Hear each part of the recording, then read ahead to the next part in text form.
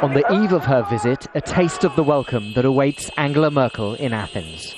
Some outside Parliament carried slogans mocking the German Chancellor, but she intends her visit to be a show of support for the struggling Greek government. So what will Mrs. Merkel have to say to Vasilis and his girlfriend Dimitra? Unemployed, like more than half of all Greeks under the age of 25. Many of their friends have left the country, but they prefer to struggle on, and they'll protest against Mrs. Merkel's visit. It is important that young people and all Greeks stay in their country to fight for their rights here. It's difficult, but it's the only way we can turn this situation around. I will fight to change things. The economic collapse has opened up some of Greece's most painful wounds from the past, and these involve Germany. This memorial on the edge of Athens marks the spot where hundreds of Greek resistance fighters were killed by German soldiers during the Nazi occupation of the Second World War. Now, the memories of these kinds of incidents have become much more important to Greeks in the past 2 years during the economic crisis, and they helped shape popular attitudes here. German politicians have been very slow to appreciate this. Christos shares Greek and German nationality and works for a German research institute in Athens. He thinks German politicians have been clumsy in their approach to Greece.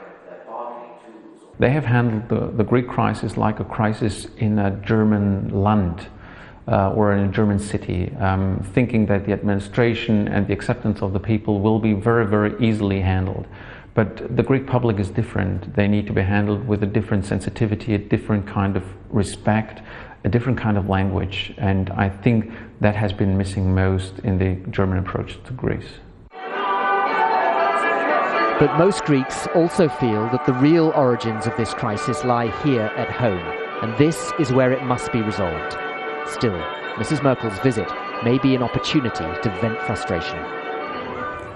Well, Barnaby's live for us now in Athens. Barnaby, just looking at those protest pictures in your report, are the Greek authorities nervous about security during Merkel's visit? They most certainly are, Selina. It's quite extraordinary.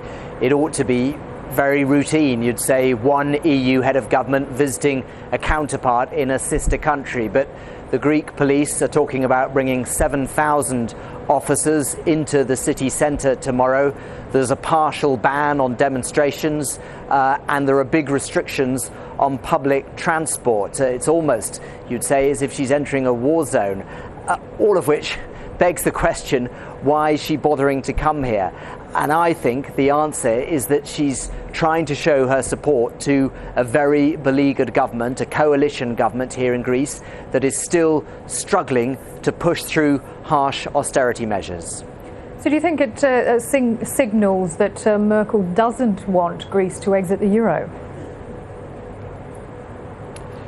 Yes, I think Angela Merkel's position has changed, and this is quite significant. There are many people in Germany who believe, quite frankly, that the Eurozone would be safer, healthier if Greece were to be forced out, that it is a bottomless sink into which you're pouring money.